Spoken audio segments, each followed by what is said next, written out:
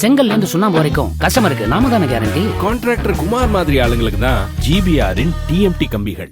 மோடியை ஆட்சி அமைக்க அழைப்பு விடுத்தார் குடியரசுத் தலைவர் முர்மு. தேசிய ஜனநாயக கூட்டணி எம்பிக்களின் ஆதரவு கடிதத்தை வழங்கி மோடி உரிமை கோரியதை ஏற்று நடவடிக்கை. பிரதமராக ஞாயிறு மாலை பதவியேற்க உள்ளதாக குடியரசுத் தலைவரை சந்தித்த பின் மோடி தகவல். கடந்த 10 ஆண்டுகளில் காட்டிய அதே வேகம், அதே அர்ப்பணிப்புடன் 3வது முறையாக தமது ஆட்சி தொடரும் என உறுதி. தேசிய ஜனநாயக கூட்டணியின் நாடாளுமன்ற குழு தலைவராக பிரதமர் நரேந்திர மோடி தேர்வு. ராஜ்நாத் சிங் முன்மொழிந்ததை அமித்ஷா வழிமொழிந்த போது மோடி மோடி என முழக்கமிட்ட கூட்டணி கட்சியினர். सामान्य रूप से उभर कर आई है कि देश का नेतृत्व अगले 5 साल के लिए श्री नरेंद्र मोदी करें.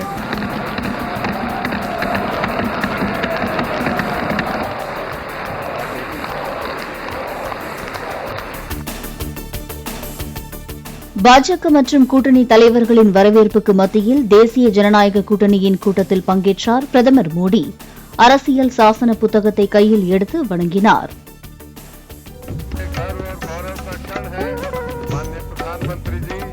संविधान को नमन करें. भारत माता की, भारत माता की, वंदे वंदे वंदे.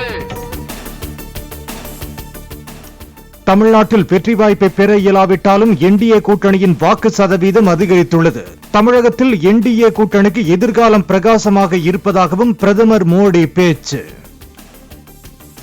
आज तमिलनाडु में भले हम सीट नहीं जीत पाए, लेकिन जिस तेजी से एनडीए का वोट शेयर बढ़ा है, वो साफ साफ संदेश दे रहा है कल में क्या लिखा हुआ है.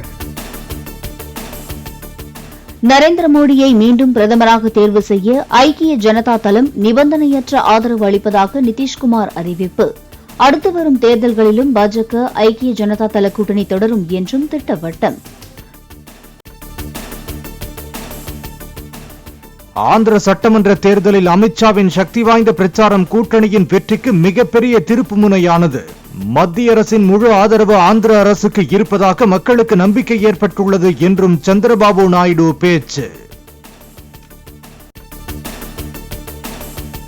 மோடி பிரதமராக இருக்கும் வரை இந்தியா யாருக்கும் அடிபணிய தேவை இருக்காது என ஜனசேனா கட்சித் தலைவர் பவன் கல்யாண் கருத்து. தேசத்துக்கே பிரதமர் ஊக்கமளிப்பதாகவும் தேசிய ஜனநாயக கூட்டணி தலைவர்கள் கூட்டத்தில் பேச்சு. பிரதமர் மோடியை நேரில் சந்தித்து வாழ்த்து தெரிவித்த தமிழகத்தைச் சேர்ந்த பாஜக கூட்டணி தலைவர்கள் ஓ பன்னீர்செல்வம், ஜி.கே. வாசன், ஏ.சி. சண்முகம் உள்ளிட்டோர் பொன்னாடை அணிவித்து வாழ்த்து.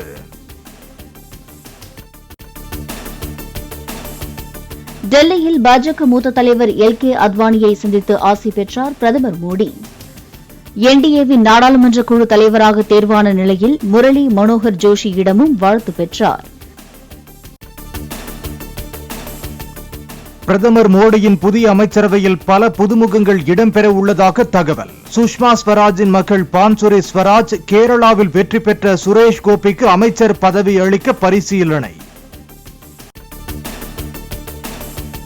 மக்களவைத் தேர்தலில் தோல்வியடைந்த மாநிலங்களின் நிர்வாகிகளிடம் விளக்கம் கேட்க காங்கிரஸ் திட்டம்.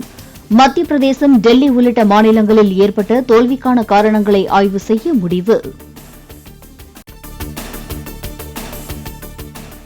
வரும் 24ஆம் தேதியன்று தொடங்குகிறது தமிழக சட்டப்பேரவை கூட்டத்தொடர். எத்தனை நாட்கள் நடைபெறும் என்பது பற்றி அலுவல் ஆய்வுக்குழு கூட்டத்தில் முடிவு செய்யப்படும் என சபாநாயகர் அப்பாவு தகவல். நீட் தேர்வை ஒழிக்கும் நாள் வெகு தொலைவில் இல்லை என முதலமைச்சர் மு க ஸ்டாலின் கருத்து. குறிப்பிட்ட மையங்களில் மாணவர்கள் அதிக மதிப்பெண் பெற்றது, வினாத்தாள் கசிவு போன்ற குழப்பங்கள் ஏற்பட்டதாக குற்றச்சாட்டு.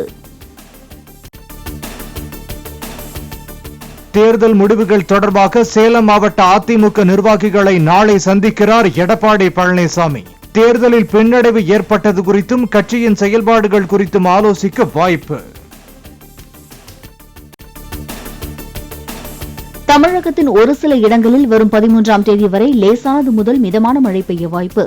சென்னை மற்றும் புறநகரின் ஒரு சில இடங்களில் அடுத்த 48 மணி நேரத்திற்கு இடி மின்னலுடன் மிதமான மழை பெய்யக்கூடும் என்றும் வானிலை மையம் தகவல்.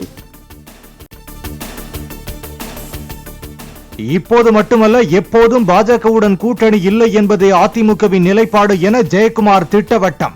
அதிமுக பாஜக கூட்டணி தொடர்ந்திருந்தால் 35 இடங்கள் வரை ஜெயித்திருக்கும் என எஸ்பி வேலுமணி கூறியது அதிமுகவின் கருத்தல்ல என்றும் பேட்டி.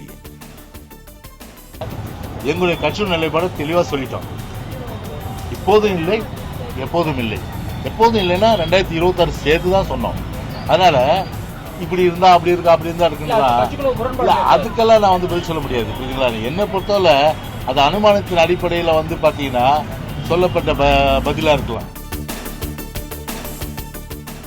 வி.கே. சசிகலாவுக்கு சொந்தமான எஸ்டேட்டில் ஆய்வு செய்ய கொடநாடு ஊராட்சி மன்ற தலைவருக்கு அனுமதி. கொடநாட்டில் அனுமதியின்றி கட்டப்பட்ட கட்டிடம் தொடர்பான ஆய்வின் போது நடுநிலையுடன் செயல்படுமாறும் உயர்நீதிமன்றம் அறிவுறுத்தல். ஈஷா யோகா மையத்தில் பணியாற்றி காணாமல் போனவர்கள் தொடர்பான விசாரணையை விரைந்து முடிக்க அரசுக்கு அறிவுறுத்தி வழக்கு முடித்து வைப்பு. சகோதரரை மீட்டு தரக்கோரி விவசாயி தொடர்ந்த வழக்கில் விசாரணை வேகமாக நடைபெற்று வருவதாக அரசு அளித்த பதிலை ஏற்றது உயர்நீதிமன்றம். சண்டிகர் விமான நிலையத்தில் கங்கனா ரணாவத் கன்னத்தில் அறைந்த சிஐஎஸ்எஃப் பெண் காவலர் கைது. விவசாயிகள் போராட்டத்தை விமர்சித்ததற்காக கங்கனாவை தாக்கிய புகாரில் சஸ்பெண்ட் செய்யப்பட்ட நிலையில் போலீசார் நடவடிக்கை. செங்கல்ல இருந்து சுண்ணாம்பு வரைக்கும் கஸ்டமருக்கு நாம தானே கேரண்டி. கான்ட்ராக்டர் குமார் மாதிரி ஆளுங்களுக்கு தான் GBRன் TMT கம்பிகள்.